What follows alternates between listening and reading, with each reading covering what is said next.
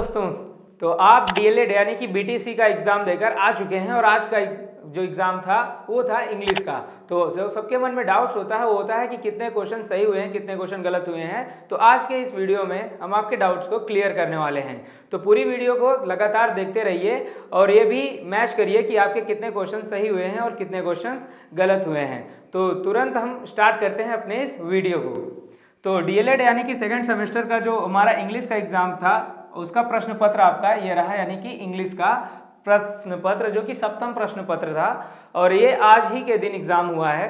तो चलिए इसको हम स्टार्ट करते हैं और देखते हैं कि कितने क्वेश्चन सही होते हैं आपके और किसके क्या आंसर होने वाले हैं। तो फटाफट से हम क्वेश्चंस को पढ़ लेते हैं और उसके आंसर्स को सॉल्व करते हैं। तो है जो क्वेश्चन पहला है, the total number of sounds in English language, यानी कि the total number of sounds in English language, यानी कि इंग्लिश लैंग्वेज के में साउंड्स की कितने संख्या होती है, यानी कि कितने आवाज होते हैं आपके इंग्लिश लैंग्वेज में। तो ऑप्शन नंबर है 12, 28 एंड 44, यानी कि 4 ऑप्शन आपके दिए गए हैं 12, 20, 8 और 44। तो इसका जो राइट आंसर होने वाला है, यदि आपने 44 मारा है तो आपका क्या है, एक नंबर आपका सिक्योर हो गया, यानी कि आपने वो सही किया है।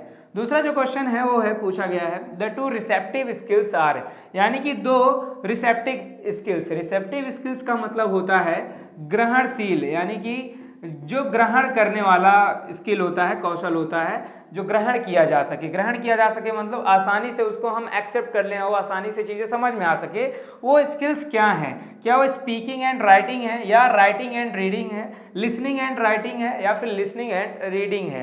यानी कि 4 ऑप्शन दिए गए हैं, चारों में देखिए ज़्यादा कुछ फर्क नहीं है। ज़्यादा का फर्क ना होने का मतलब देखिए स्पीकिंग एंड राइटिंग यानी कि बोलना और लिखना, इसमें क्या है लिखना और पढ़ना, इसमें क्या है सुनना और लिखना, इसमें क्या है सुनना और पढ़ना।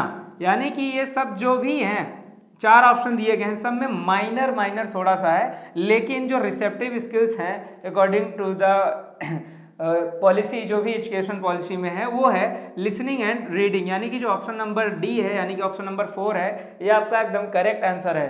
क्यों? क्योंकि सुनना और लिखना ये जो है ये रिसेप्टिव स्किल्स में आते हैं, क्योंकि ये बहुत जल्दी ग्रहण हो जाते हैं, बहुत जल्दी हमको तैयार हो जाते हैं, बहुत जल्दी हम इनको अच्छे से तैयार कर पाते हैं, प्रिपेयर कर पाते हैं। तो हमारा जो नेक्स्ट है क्वेश्चन वो है विच वन ऑफ द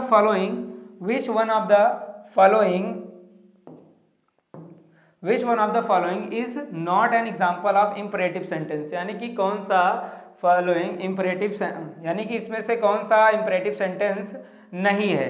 तो please give me the book, go to your school, you should not drink coffee, I am going to market, यानी कि इसमें कौन सा इम्परेटिव सेंटेंस नहीं। इम्परेटिव सेंटेंस के बारे में जान लेते हैं। तो इम्परेटिव सेंटेंस जो होते हैं वो हमेशा वर्ब की फर्स्ट फॉर्म से ही स्टार्ट होते हैं, यानी कि V1 से ही स्टार्ट होते हैं, इसका स्ट्रक्चर होता है वर्ब की फर्स्ट फॉर्म से। लेकिन इसमें क्या पूछा है कि कौन सा एग्जाम्पल इम्परेटिव सेंटेंस का नहीं है। ठीक है, देख लेते हैं। प्लीज से स्टार्ट हुआ है, please give me that book, कृपया। हाँ, प्लीज लग गया तो वो भी इंपरेटिव सेंटेंस है, प्लीज सर काइंडली लग गया तो इंपरेटिव सेंटेंस है। मेन वर्ब की फर्स्ट फॉर्म से शुरू हुआ है, यानी कि गो टू योर स्कूल, अपने स्कूल जाओ, अपना विद्यालय जाओ। You should not drink coffee, तुम्हें कॉफी नहीं पीनी चाहिए। ठीक है, यानी कि ये भी एडवाइस दे रहा है आपको, you should not drink coffee. और इंपरेटिव का मतलब क्या हो गया, इसमें आदेश, सलाह, सुझाव, रिक्वेस्ट, बहुत सारी चीजें इसमें करी जाती हैं। तो इसमें देखिए इसमें भी है you should not drink coffee, तुम्हें कॉफी नहीं पीनी चाहिए। और अभी मैंने कहा कि मेन वर्ब की फर्स्ट फॉर्म से शुरू होती है, ठीक है, लेकिन अगर ऐसा स्ट्रक्चर आता है कोई एडवाइस का, कोई सजेस्ट का, तब उसमें आपको वो भी इंपरेटिव सेंटेंस की लिस्ट में आते हैं। मेरा लास्ट बच रहा है I am going to market, मैं बाजार जा रहा हूँ, इसमें काम हो रहा है, इसमें वर्क हो रहा है और इसीलिए ये ऑप्शन आपका राइट है, इसीलिए ऑप्शन आपका राइट है। ये आप ध्यान रखिएगा, ये वाला ऑप्शन आपका राइट है, I am going to market. फिर से एक बार बता देते हैं, the total number of sounds in English language वो 44 है और द टू रिसेप्टिव स्किल्स हैं वो है लिसनिंग एंड रीडिंग। और तीसरा जो है जो इंपरेटिव सेंटेंस नहीं है वो है I am going to market, ये नहीं है। अपने 5वें क्वेश्चन की तरफ बढ़ते हैं। तो जो 5वां क्वेश्चन है which word use in definite article, definite article में कौन से वर्ड यूज किए जाते हैं, ए, एन, द और देम। ठीक है, देम तो आर्टिकल है नहीं, ए, एन और द ही होते हैं। तो इसमें जो डेफिनेट आर्टिकल होता है वो होता है आपका द। ठीक है, यदि द पे आपने क्लिक किया है तो द क्या हो जाएगा, सही हो जाएगा। अच्छा, अभी तीसरा वाला क्वेश्चन छूट गया है हमारा। तीसरा वाला देख लेते हैं। Who invented bilingual method, who invented bilingual method, यानी बायलिंगुअल मेथड की खोज किसने की थी। बायलिंगुअल मेथड का मतलब होता है यानी कि जैसे बायलिंगुअल भाषा होती है ना, एक दूसरे मतलब एक से अधिक भाषा को जानने वाला, और उसकी जो मेथड होते हैं कि कैसे कोई दूसरी भाषा को अच्छे से समझ सकता है, अंडरस्टैंड कर सकता है, उसको अच्छे से समझ सकता है, उसके लिए कौन सा मेथड किसने पहले बनाया था, तो जो है सीजे डॉटसन, किसने किया था, वो सीजे डॉटसन ने इन्वेंट किया था। यदि आपने सीजे डॉटसन मारा है तो आपका एक नंबर फिर से सिक्योर हो जाना है, ठीक है, एक नंबर आपका सिक्योर हो जाना है। तो अभी बढ़ते हैं अपने नेक्स्ट क्वेश्चन की तरफ। जो हमारा नेक्स्ट क्वेश्चन होता है वो है अति लघु उत्तरीय प्रश्न का, अति लघु उत्तरीय प्रश्न का, यानी कि बहुत इजी है, बहुत इजी क्वेश्चन आया है। आप लोग कमेंट्स करके बताते रहिए कि आपने प्रीवियस 5 क्वेश्चन में कितने क्वेश्चन आपके सही हुए हैं, ठीक है। अभी बढ़ते हैं अति लघु उत्तरीय प्रश्न की तरफ। अति लघु उत्तरीय यानी कि बहुत छोटा, यानी कि वेरी शॉर्ट, ठीक है ना, वेरी शॉर्ट क्वेश्चन की तरफ बढ़ते हैं। Point out the noun in the following sentence, बोल रहा है कि फॉलोइंग सेंटेंस यानी जो सेंटेंस दिया गया है इसमें नाउन पॉइंट आउट करना है, नाउन को बाहर निकालना है, पहचानना है। तो इसमें लिखा गया the sword is made of steel, जो तलवार है उस स्टील से बनाई गई है। तो स्टील, वैसे भी स्टील क्या हो गया, ये आपका नाउन है, ठीक है, स्टील भी नाउन है।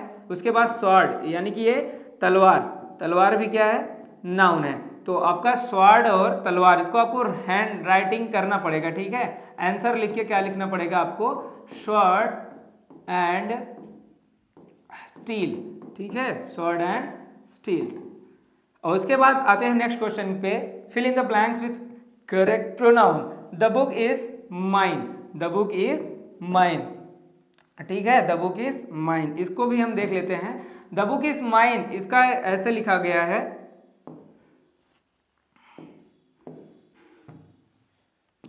द बुक इज माई लिखा गया है, ऑब्लिक करके माइन लिखा गया है। इसमें क्या भरा जाएगा, माई सही होगा कि माइन सही होगा। देखिए प्रोनाउन जो होते हैं जैसे लास्ट में अकेले आते हैं तो वो हमेशा प्रोनाउन यूज होते हैं, ठीक है। माई जो है एडजेक्टिव है, एडजेक्टिव के साथ कोई ना कोई नाउन की जरूरत पड़ती है, तो इसीलिए ये आपका माई बिल्कुल नहीं लगेगा। द बुक इज माई बिल्कुल नहीं होगा, क्योंकि माई के बाद कोई एडजेक्टिव आना चाहिए जो कि उसके बाद है नहीं। और जब माई का जो प्रोनाउन होता है वो होता है माइन होता है, और माइन हमेशा अकेले आता है, माइन हमेशा अकेले आता है, इसलिए जो माइन आपका है वो आपका करेक्ट आंसर होगा, ठीक है ना। द बुक इज माइन, ये आपका करेक्ट आंसर है, ठीक है। नेक्स्ट क्वेश्चन की तरफ बढ़ते हैं, यानी कि इसमें माइन जो है वो सही हो गया आपका।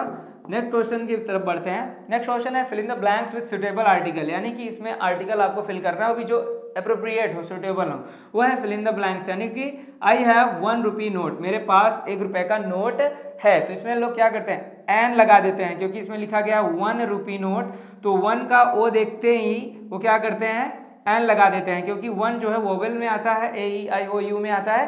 तो जल्दबाजी नहीं करनी है, आपको प्रोनाउंसिएशन करना है। 1 का प्रोनाउंसिएशन क्या होता है, 1, ठीक है, व से, यानी कि वह जो है वो कंसोनेंट है, ठीक है, यानी कि व्यंजन है।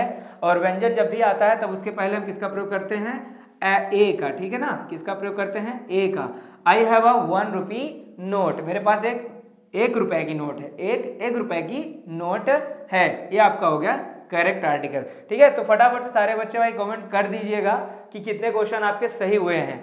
और चैनल को सब्सक्राइब नहीं किया है तो फटाफट से चैनल को सब्सक्राइब कर दीजिए भाई, चैनल को सब्सक्राइब जरूर कर दीजिए। और ऐसे ही इस चैनल पर आपको लगातार कंपटीशन से रिलेटेड जितने भी एग्जाम्स होंगे, जितने भी वनडे एग्जाम्स होंगे, सबको आपको लेटेस्ट एकदम एक्सक्लूसिव वीडियोस आपको मिलेंगी, ठीक है। चाहे वो सिलेबस से रिलेटेड हो या चाहे वो क्वेश्चंस एग्जाम में आने वाले क्वेश्चंस हो या एग्जाम में आए हुए क्वेश्चंस हो, सारे क्वेश्चंस को इस पर सॉल्व कराया जाता है, ठीक है। फटाफट से सब्सक्राइब नहीं किया, सब्सक्राइब जरूर कर दीजिए। नेक्स्ट क्वेश्चन की तरफ बढ़ते हैं। नेक्स्ट क्वेश्चन हमारा है वो है point out the adjective in the following sentence, यानी सेंटेंस जो है वो क्या लिखा गया है, the foolish crow tried to sing, जो मूर्ख कौवा था वो गाने का प्रयास कर रहा था। The foolish crow tried to sing, ठीक है ना, यानी कि कौवे की खासियत क्या है, वो फूलिश है, यानी कि वो मूर्ख है।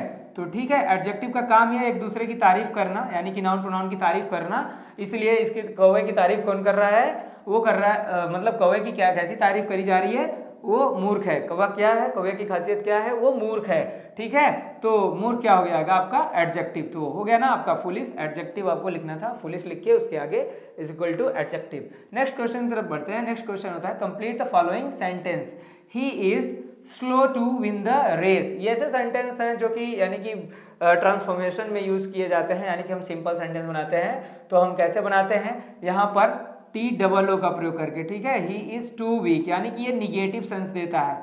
किसका सेंस देता है, ये निगेटिव सेंस देता है, उतना की जितना नहीं यानी कि टू दिखने में पॉजिटिव दिख रहा है लेकिन ये निगेटिव अर्थ देता है, निगेटिव मीनिंग देता है।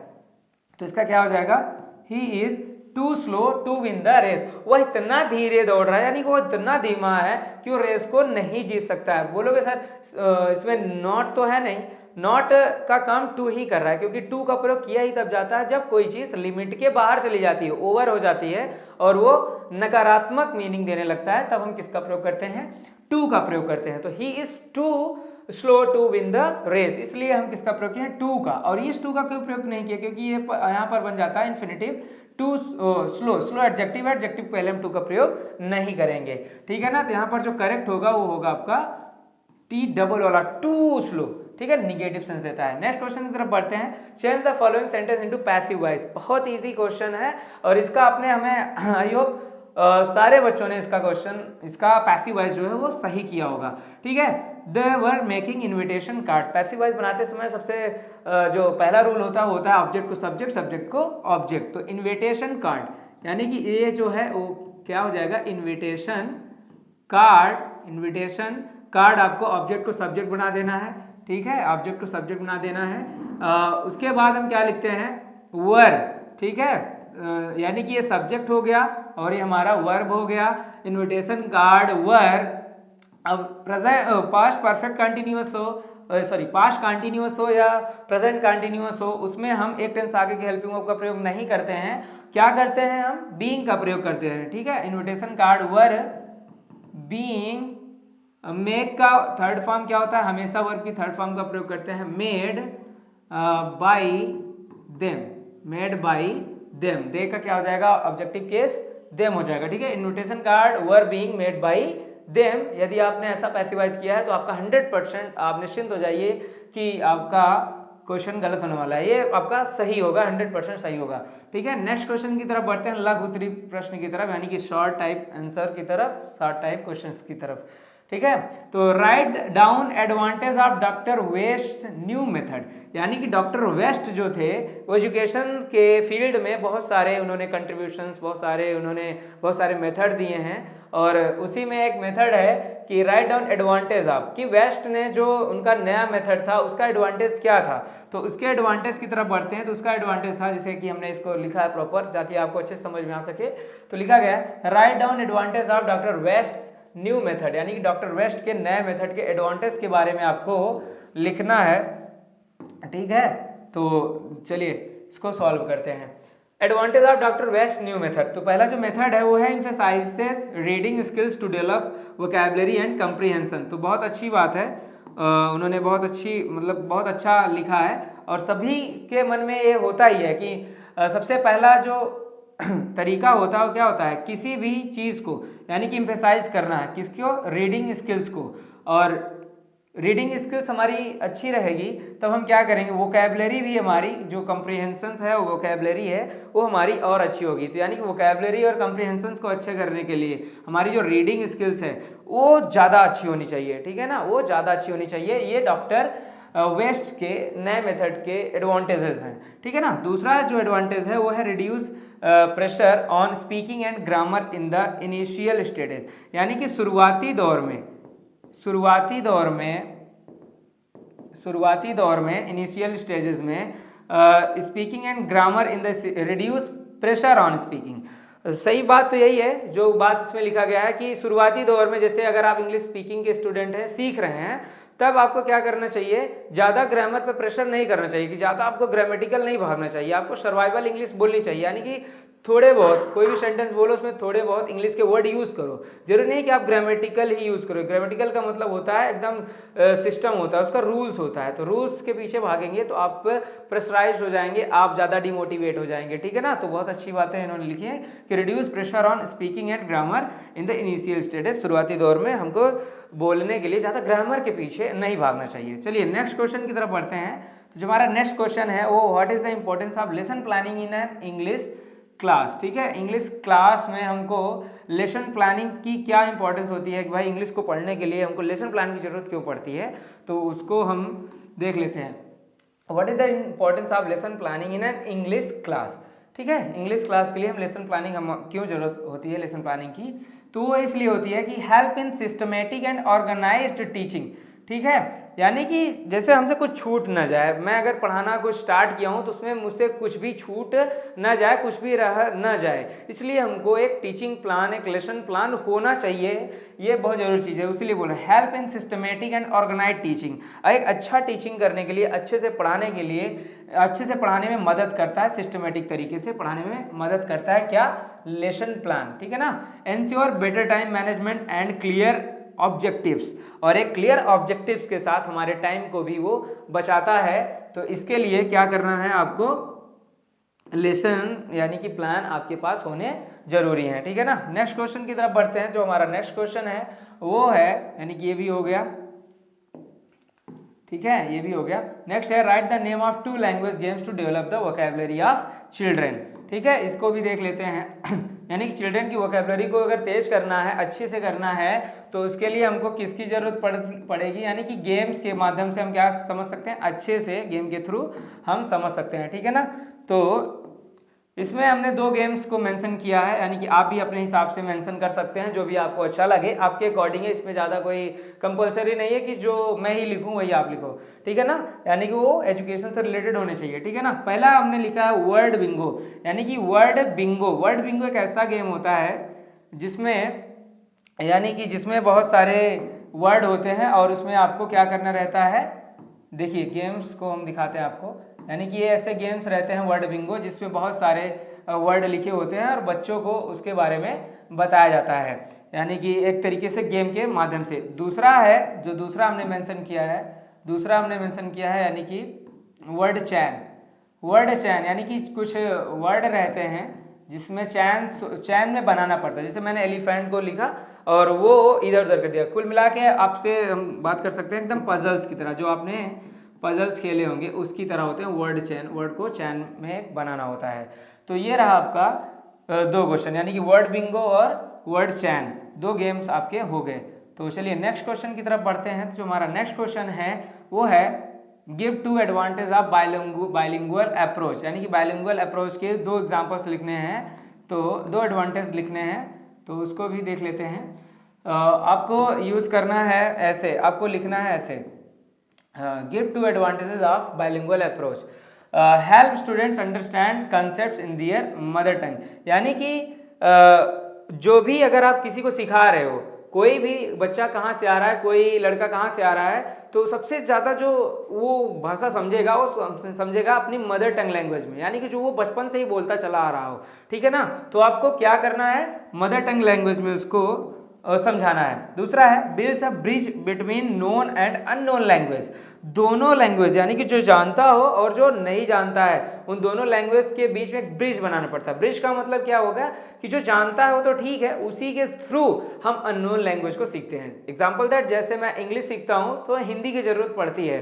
पहले मैं हिंदी सीखा, धीरे धीरे क्या करता हूँ, हिंदी का सहारा लेके मैं वो इंग्लिश सीख जाता हूँ। तो इंग्लिश सीखने के लिए हिंदी मस्ट है, अपने इंडियन अगर इंग्लिश बोलना है तो वही होता है कि हाँ ब्रिज जो है वो बिल्ड करना चाहिए, बिल्ड यानी कि बनाना चाहिए। तो चलिए नेक्स्ट क्वेश्चन की तरफ बढ़ते हैं। जो हमारा नेक्स्ट क्वेश्चन है वो है करेक्ट द फॉलोइंग सेंटेंस।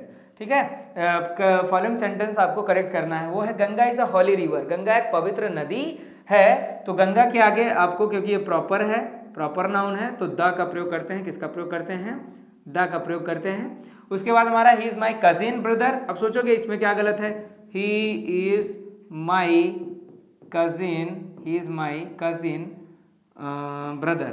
ठीक है, he is my cousin brother.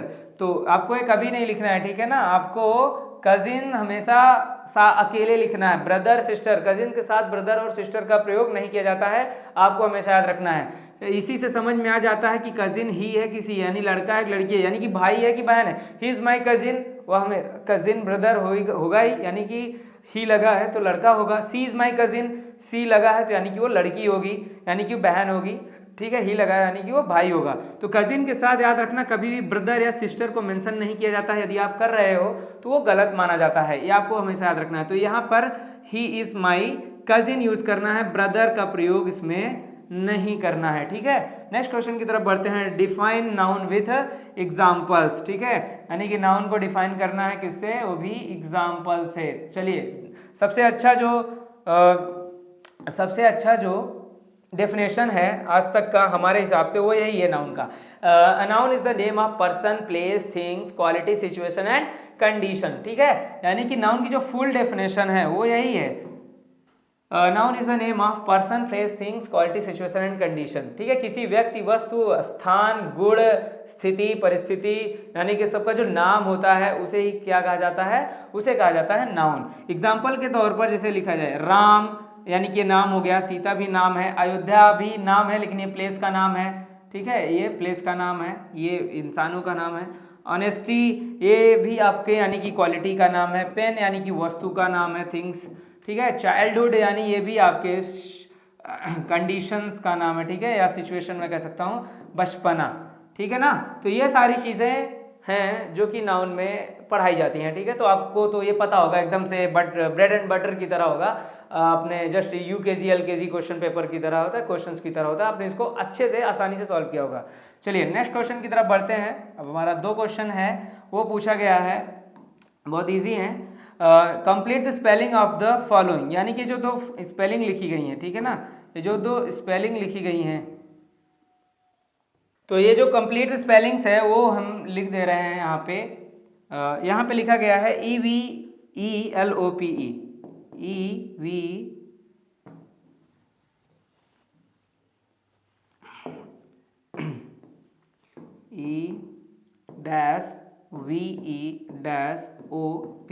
और दूसरा है OPHNAG,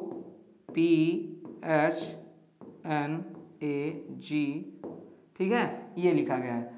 तो इसका आपको भरना है, सबको पता है कि यहाँ पे क्या होगा, एनवेलप होगा, ENVELOP, एनवेलप यानी कि लिफाफा होता है। दूसरा है ORPHANAGE, ऑर्फनेज, ठीक है, ऑर्फनेज और एनवेलप, ठीक है। तो ये रहे आज आपका क्वेश्चन पेपर, जो कि बहुत ही इजी आया था। और कितने क्वेश्चंस आपके सही हुए हैं ये जरूर कमेंट बॉक्स में करके बताइएगा। वीडियो कैसे लगी ये जरूर आप बताइएगा, और चैनल को सब्सक्राइब नहीं किया, चैनल सब्सक्राइब कर दीजिएगा। और ऐसे ही कॉम्पिटिटिव एग्जाम्स के लिए आप लोग इस चैनल को सब्सक्राइब जरूर कर दीजिए। मिलते हैं एक नए कॉम्पिटिटिव क्वेश्चंस पेपर के साथ नेक्स्ट वीडियो में।